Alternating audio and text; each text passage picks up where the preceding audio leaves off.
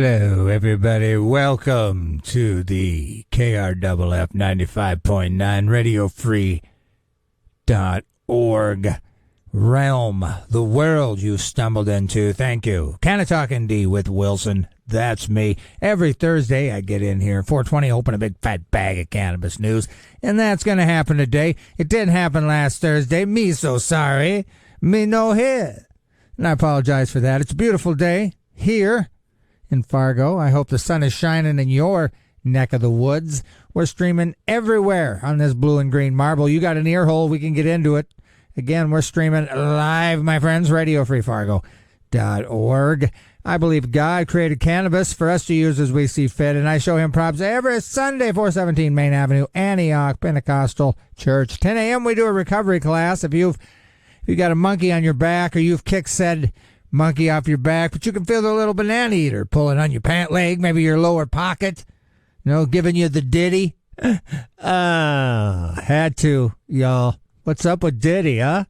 Anyway, this show is brought to you by Black Cottage Alchemy. Black Cottage Alchemy, 1,200 mgs of locally grown hemp CBD whipped up into a tub full of outer body love.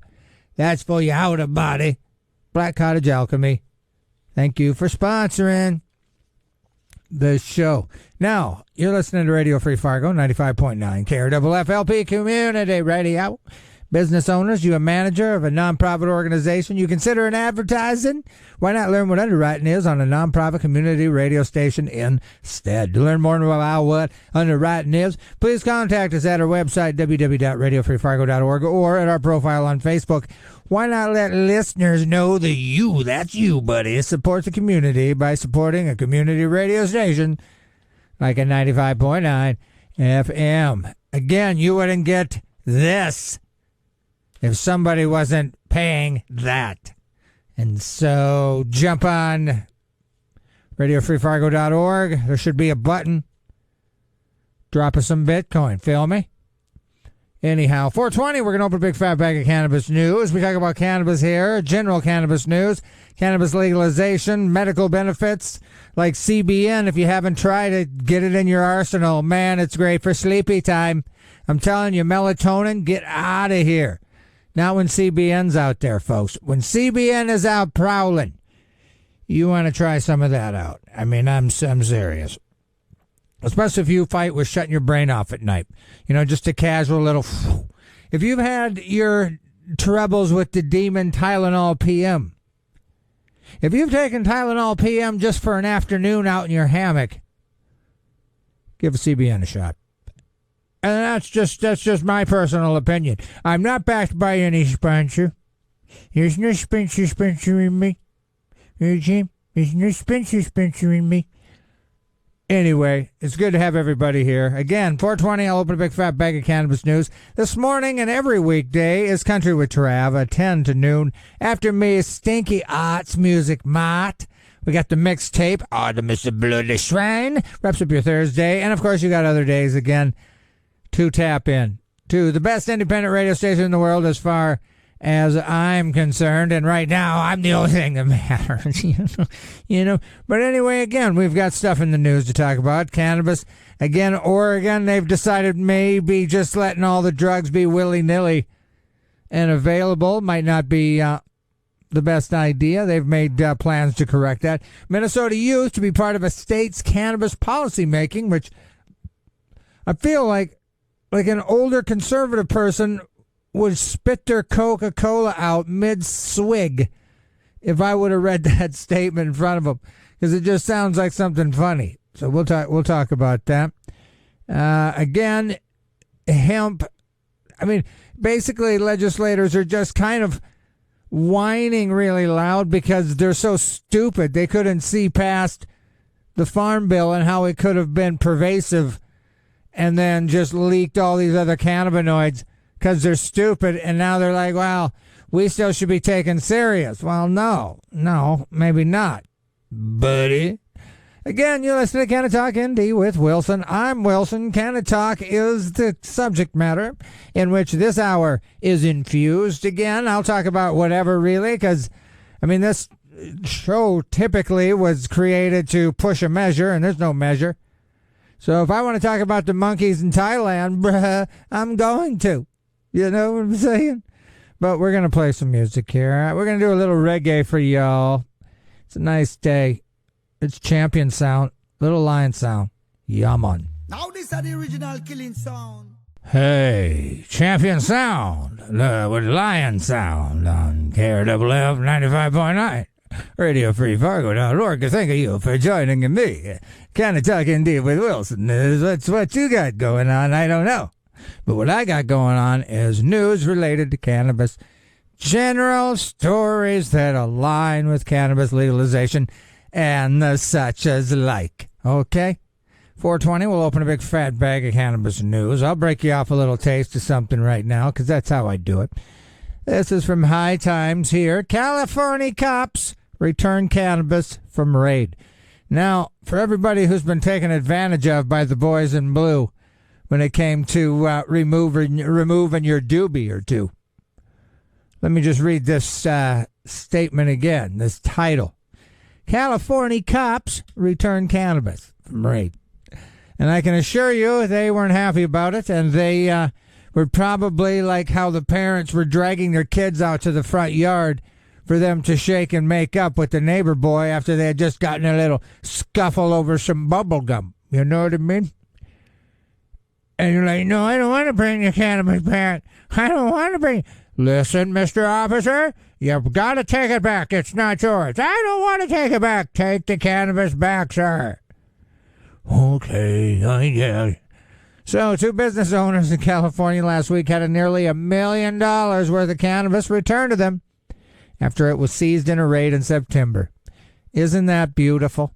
The LA Times reported that the Costa Mesa police and city employees trucked more than 100 pounds of cannabis flower, boxes of oil, and the vaporizers, along with documents, devices, security equipment held in police stores to the owners. Well, that is neat. According to the Times, Costa Mesa attorneys, they had been mounting an offense against what they believe was an illegal commerce taking place at the site. They didn't like that they had to return the stuff. Take that, buddy. They didn't like that they were wrong. Ha, ha, ha, buddy. And they didn't like that they were embarrassed and that nobody was charged. I love it. They gave no consideration that me and Michael and our employees' lives are not in a good place right now. So, as the newspaper noted, officials in the city are certainly undergoing a review of the city's retail cannabis ordinance. So now this is how kind of bullies do it. They'll look for another reason to hammer why this happened, you know, instead of them just sucking. Considering amendments that would establish a buffer between dispensaries and residential properties and cut back on costly employee badge requirements. Like, I don't know what I just read. I know there were words there, and I said them out loud. But I'm not sure what I was supposed to be portraying there. I don't know what we're talking about. Dispensaries, residential properties, badge requirements. I don't know what that's got to do with this. All this cannabis having to be brought back to whatever. So apparently there's separation requirement of 250 feet between any new cannabis dispensary. It all sounds kind of boring to me. All right. It's so boring that I don't even really want to talk about it anymore. All I know is, let's just sit with this, is that the California copperoonies had to return the cannabis after a raid. I don't know how often that happens. I would say very minimal. And is there a lot of instances where they should have returned it? You bet. But again, they just mentioned three things, and cops hate being embarrassed. They hate having to admit they're wrong, right? And then bring back everything, which requires labor. And if you've ever seen the end result of a raid, say Google, what's his name? What is that idiot's name? Afro Man. He's not an idiot. They just came out. I got Tourette's. No, I don't. Just happened. Nothing dumb about Afro Man. Feel me? But I'm saying, if you looked at how daintily the cops entered his place, you know, having to put everything back really just isn't the cops' forte. So, shout out to the business owners that had to sit and look at their driveway as the cops came up, not to take stuff, but to bring stuff back. All right. Well, we got a new song by Willie the Nelson. It's called The Border. And when we get back, we'll open a big fat bag of cannabis news.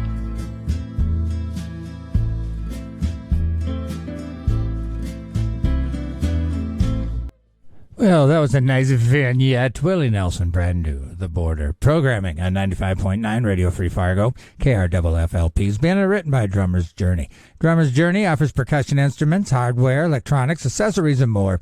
They have full service for drummers, including repair, custom building, and lessons. Drummer's Journey is located at Highway 10 East Mall in Moorhead, Minnesota. Their hours are Monday through Thursday, 11 to 7.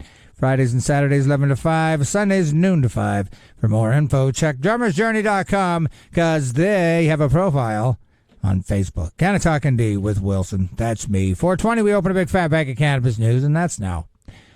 So, I mean, I don't know how smart all of you are, but now means like now. So, get ready. Seatbelt yourself, man. Boom. Boom. Man, hello, everybody. Hey. Hi. Man, where you guys been? All right. I'm the one who's late, maybe. I'm 420. We open a big fat bag of cannabis news. It is April, so 420 happens to happen. I think on 420 happens twice. No? Different day? Once? I don't know. Yes. 420 in the morning, 420 in the afternoon. And then it is 420 that day. So, and somebody might be having a birthday. Not on 420, but it's in April, and I'm not 50 yet, and that's kind of the thing I'm shooting with now. It's like, well, at least I'm not 50 yet. But that's not what you guys are here for. We're going to hit you with some news, cannabis news. This is from Minnesota. I don't know, Odyssey is the website, but the title is Minnesota Youth Look to be Part of the State's Cannabis Policy Making. And like I said, I know at least two of you are like, what? Lawmakers are backing a new teen-led advocacy group seeking involvement in cannabis policy making that they say will impact their lives as well. Senator Susan Fa, and members of the Cannabis Awareness and Education Council are highlighting the need for youth voices when it comes to shaping cannabis law. And what I would have liked to have heard is them highlighting what need. I mean, I'm sure their voices can help, but tell me why it's needed. You're not telling me why. Youth member Darius, though, he says the council's calling for more education about the drug and the consequences of using it in schools. What? If I get caught with cannabis underage, well, and he just said in school, even though it's legal, what is going to be my punishment? And that is kind of smart, Mr. Darius, sir. Foss says the goal is to get 2 seats on the Cannabis Advisory Council, specifically dedicated to young people between the ages of 18 and 25. I suppose, yeah, if you can have it legally, I feel like schools got to be tapped into some sort of federal vein, though. I feel like they're going to be able to just hide under that umbrella. And let me just say this, Germany has legalized cannabis, so if you're looking to check out, the Nazis, have a doob. Okay, high time. Zimbabwe farmers swap corn for hemp farming. Them Zimbabweans, huh? Forget corn, bruh. Corn's lame. I almost said something else. The Zimbabwe Agriculture Marketing Authority is acknowledging the pros and cons of switching from traditional crops like corn and millet and sorghum to hemp. If you've ever seen the flag of Zimbabwe, it's pretty wild. Looks like it's like an eagle sitting on a crown if it was a toilet. It kind of looks like a pigeon taking a dump. Check it out. Google the Zimbabwe flag. It's something ain't right with it, bruh. Farmers in Zimbabwe are pivoting from the country's traditional staple crops to a new lucrative crop, hemp production. Leaders in the country, however, are more worried about any disruptions to food security. See, now this is what, I feel like our leaders should be concerned about. Food security. They're a little concerned, hey, we can't eat hemp, we need corn, right? Then the potential economic boon hemp will likely bring to the country. Agriculture contributes about 18% to Zimbabwe's total gross domestic product. I should have just said GDP, all right? And maize or corn is the country's staple crop. So, I mean, that's pretty minimal, you know. Zimbabwe, they increased the THC limit for industrial hemp to 1%, which I kind of champion that as well. That changes everything, as even 1% is enough to allow for products with low psychoactive effects. Yep. Again, they're going to end up doing the same thing, you know, with all the crazy cannabinoids. You know what I'm saying? International interest in Zimbabwe and hemp is increasing. They've exported over 8,000 tons to a lot of people. So, and that's another thing I was going to say. Harley Davidson are now coming up with integral parts in their new bikes completely made out of hemp. You've heard it here first. Canna-Talk ND with Wilson. Yes, the future of industrial hemp in Zimbabwe looks very promising with a growing interest in the sector. So, Zimbabwe's poverty rate, which we're learning something here on this show, hit nearly 40% in 2019. I mean, that kind of scrambles my brain a little, which is why food security is crucial in any decision for local leaders. Well, then allow all these cats to have some sort of investing back end on this hemp. You know, maybe let them work on it on the field. But just allow them to benefit. Then you change that poverty number, don't you? So it's changing quickly in the African countries. Nearly all forms of cannabis were illegal prior to changes made in 2018. So again, Germany is now a country that's cannabised up.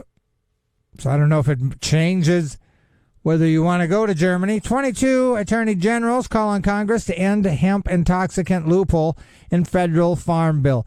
And it's just, again, when I think about the loophole, it's just crazy how I don't know. They couldn't see the loophole. I mean, I'm just kind of so ashamed. We've got leaders that couldn't see the loophole. I mean, the criminals seen the loophole, right? I mean, the shiesty shysters, they figured it out. I could see it. How come you couldn't see it? So, in a recent letter, 22 attorney generals called on the Congress to tighten federal rules on hemp-derived cannabinoid products, arguing that the 2018 federal farm bill unleashed, so it allowed it, right? It allowed it. It made it happen. A flood of products that are nothing less than a more potent form of cannabis. And I love it because it's just, but then again, we vote in these guys and they can't figure out the loopholes. Why not? I mean, because it's a simple thing when you sit back and you look at it, you know, but it's kind of like case in point, you know, administrative policies usually just flim-flammy word jams, you know? It's just word jive. They just word hustle you. It sounds good in this kind of verbose soliloquy of, you know, tantalizing, you know, vernacular. But when it's all said and done, you forgot about all the glaring loopholes when it comes to functionality, you know, that goes above and beyond words. Words are irrelevant. You got loopholes, buddy. Whatever. So, here's the thing. The attorney generals argue that the current law defining hemp has resulted in exploitation, and that when applied to foods, the 0.3% THC limit, which distinguishes industrial hemp from cannabis, is inadequate to distinguish the potential for intoxication. So, if you wanted to know who was on this one, and you're from North Dakota, I can assure you that your Attorney General, Drew Wrigley, he signed it. He was one of them. Of course he is. He has to be. But anyway, just so you know, yeah, our Attorney General called on Congress to end hemp intoxicant loopholes in the federal farm bill. And let's just keep going here. This is from Normal. Minnesota state poised to expunge over 60,000 cannabis convictions. State officials are anticipated to provide legal relief in the coming weeks. to tens of thousands of Sotans with low-level cannabis convictions. So there's about 66,000 misdemeanor cannabis convictions. The expungements could begin as soon as next month. But again, to me, this is just kind of just like weak kind of pandering. Because at the end of the day, how many of them 60,000 people, right, really care that they've got some low-level conviction of cannabis, especially in a state where it's legal now? I mean, it sounds like, on paper, it looks like we're doing something good. But I can assure you, 90% of those people could care less about their misdemeanor cannabis conviction. There were arguable points, say, maybe in the 80s, but it's 2024, and there's just too much legalism around. I mean, as long as you're creating big fat loopholes in the Farm Bill, expunging my little bitty misdemeanor for cannabis, oh no, who cares? It isn't enough, and it's too late. It's too late for you to make me excited about it. All right. So legislation passed last year regulating the adult use also called for the automatic review for those previously convicted of cannabis violations. So, as part of this process, a separate board has been established to review felony offenses on a case-by-case basis. These cases are also likely to number in the tens of thousands, and that's what I'd be kind of curious to see how that plays out, because that's going to ruin your life in a sense. So it'd be nice if you could if there could be some wiggle room around it. So I say bravo in that regard, but misdemeanors, nobody cares. I mean, it's just, misdemeanors are the new pennies when it comes to like just civil punishment for future like setbacks. My wife was ruined from a cannabis misdemeanor. That's like throwing pennies in that give a penny, take a penny. I mean, I'll take your misdemeanor. It don't mean nothing to me. Are you a big baby to man, it helps my street cred in the church, you know what I mean? I'm a gangster. I've had misdemeanors, feel me? You want me praying for you. Cannabis moment. Former Minnesota Governor Jesse Ventura promotes new cannabis brand ahead of 420 that he'd offer to you on Governor's Mansion visit. Jesse Venn, the former wrestling star and the governor, and I didn't realize this, but he's also got a medical card in Minnesota. So he's Jesse Ventura Farms. Edibles are here. They're ready to make your 420 unforgettable. So, man, I got some... Man, it must be dry out. There's no humidity. Feel me? Jesse says he's not in it for gimmicks or cash grab. He's been advocating for legalization most of his life. But again, it's a Lake Street collection. He's got Governor's Select collection. So, it's a precise amount of THC. I don't feel like reading a commercial. You know what I mean? He said his wife developed a serious seizures disorder that was not responding to traditional pharmaceuticals that she was being prescribed. So he decided to break the law, went to Colorado, before Minnesota even had a legal medical program.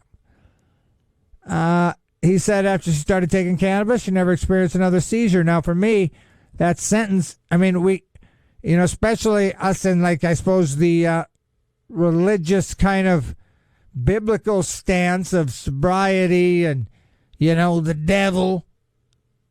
But if you say I had seizures and I utilized this substance and I don't anymore, you can't say, I mean, you would have no problem saying that with a pharmaceutical med.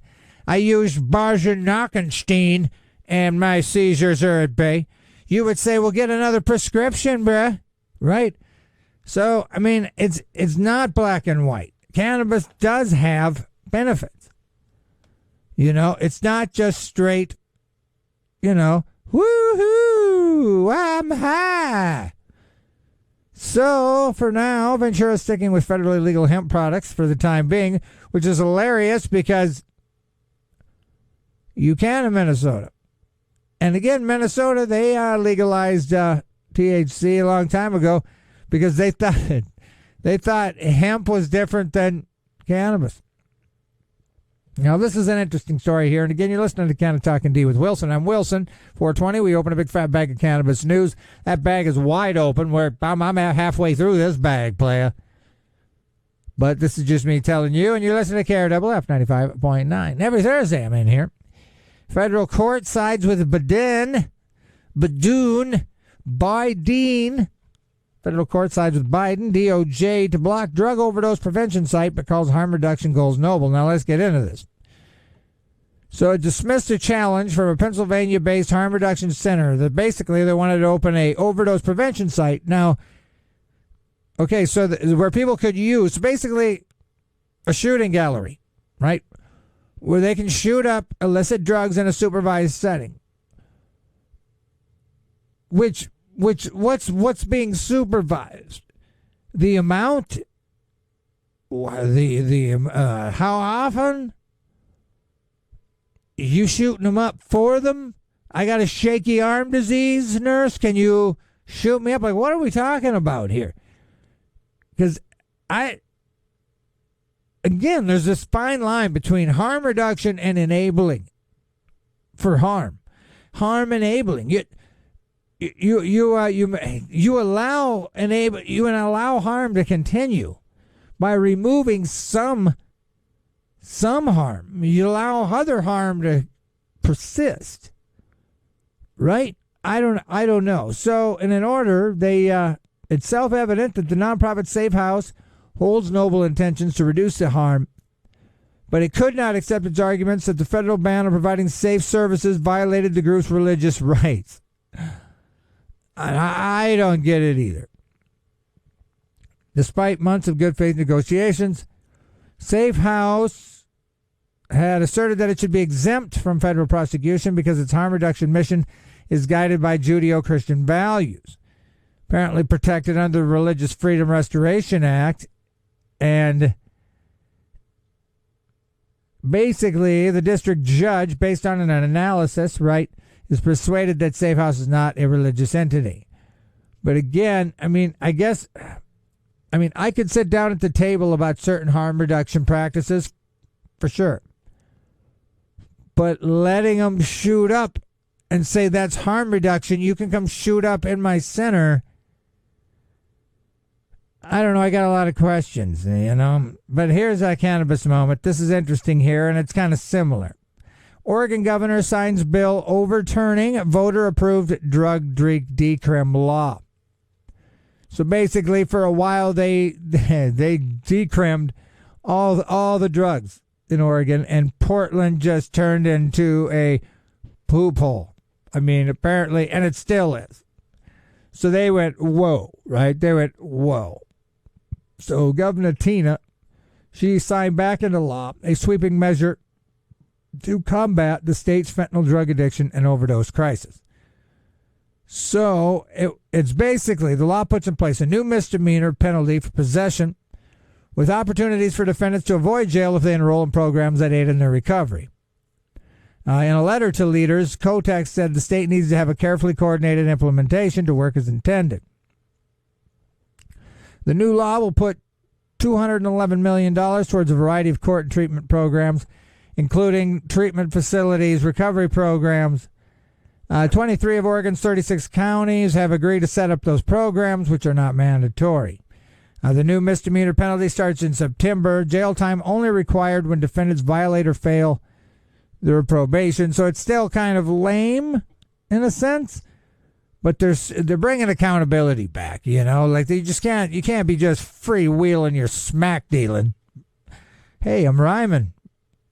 Which Oregon voters passed in 2020. Measure 110 put a $100 citation system in place with no penalty for possession of small amounts. But the new law also keep in place a provision of Measure 110 that funnels a share of cannabis revenue into addiction programs. In her letter, Kotek said she has met with leaders from across the state who will be involved in setting up the new programs. Let's see. Counties will have flexibility to determine what their programs look like. Noting the House bill encourages law enforcement to prioritize deflection without an arrest. That's one strategy. Under the law, no charges are filed when someone enters deflection. For those who are charged with a misdemeanor in court and convicted, the case will be expunged after completion of probation. So any people could inadvertently end up in jail in other ways under the new misdemeanor charge, such as if they don't show up in court, failure to appear, which you could get a whole year in jail. So it's not, without a little punchy poo. Hoofda. So here we got a little story y'all might want to hear. This is from High Times. Restaurant denies service to rapper for smelling like dope. They said a different word, but like cannabis, sparking national debate in South Africa. Rapper MT, along with artist Uncle Vinny and Young Saruno. Now, I feel like if your name's Young Saruno, you ain't eating in my place, bruh. Not today. Get out of here. Come in here, Young Sereno. No, sir. We're denied service at a restaurant in South Africa for smelling like cannabis and having tattoos. Oh, no. Man, you gonna come up in here with tattoos, wanting a piece of my burger, bruh? Not in my store. Laser him off. Somebody cut the skin off this guy before I serve him a porterhouse. Not in my place. Not today. Should restaurant patrons who smell like cannabis be denied service at a restaurant? That's a good point. Should they? I mean, if your nose is being disturbed, but then again, there's perfumes and colognes and food and I just farted. I mean, there's smells, man. I mean, so I don't know. I don't know the answer to it. I do know that, like I said, when I've been in states where it's legal, lobbies, entryways, places that never used to smell now are just inundated with cannabis smell, which, again, I don't have any skin in the game. The smell doesn't bother me. I mean, BO smell bothers me, like puke with a hint of kinky, liqueur and Doritos chips. Not so much, like I feel like cannabis trumps those smells. So I don't know. But I do know that if you're a rapper named Young Saruno and you got tattoos, don't be coming up into Mike's kitchen. Don't do it. So anyway, they decided to have lunch at Mike's. We were dropped off. We walked in, and as we were being ushered to our table, a white man comes and tells us to leave because we smell of cannabis and we had too many tattoos. Mind you, our transporters left. And then he says a bunch of expletives I can't say. Apparently, while apartheid ended decades ago, a severe case of race inequality remains rampant in Johannesburg. Nearly 40% of black South Africans unemployed. So, South African leaders are currently taking measures to promote equity. So MT, that's the rapper, sounded fed up after being denied entry, suggested racism was at play. So, I don't know. They are suing him. They want a public apology. So they say this, they say I'm that. They forgot to tell you I smell best. When you see me, embrace me, he says. Whatever. That is what it is. Canna-Talk ND with Wilson is about to wrap itself up. Cannabis moment. Washington, D.C. Council approves 420 medical cannabis tax holiday. So if you buy anything from April 15th to April 28th, you don't have to pay taxes. So the popular tax holiday is critical to the district's effort to attract qualifying patients back to the legal market. Okay. Well, I mean, making things easier and cheaper is never a problem, right? Virginia governor vetoes bill to legalize cannabis sales. Governor Youngkin, there was a democratically passed cannabis adult bill that was passed, and he vetoed it. So he actually said he let it sit on his desk for weeks, but said people who thought he would sign it because he hadn't gotten around to it must be smoking something. So he's also he's a prick and a comedian at the same time. Again, you've been listening to Canna-Talk ND with Wilson. programming on KRFLP FM, Radio Free Fargo 95.9 FM has been underwritten by Flatland Guitar in Lutherie. Flatland Guitar is your full-service guitar shop and your exclusive dealer for Yamaha, Taylor, Paul Reed Smith guitars, and other brands. They sell guitars on consignment. They take trade-ins and have a full-service on-site repair center. Check out Flatland Guitar and Lutherie on Facebook or visit them in person at 1450 25th Street South in Fargo. Their hours are Monday through Friday, 10 to 6, Saturdays 10 to 5, and closed Sundays. Again, thanks for tapping in with me. It's a beautiful day here in the upper Midwest. Absolutely gorgeous. I'm going to play you a song, and I'm going to say some words, tuck you in. This is Jeremiah Frateus, Spirals. Get your chill.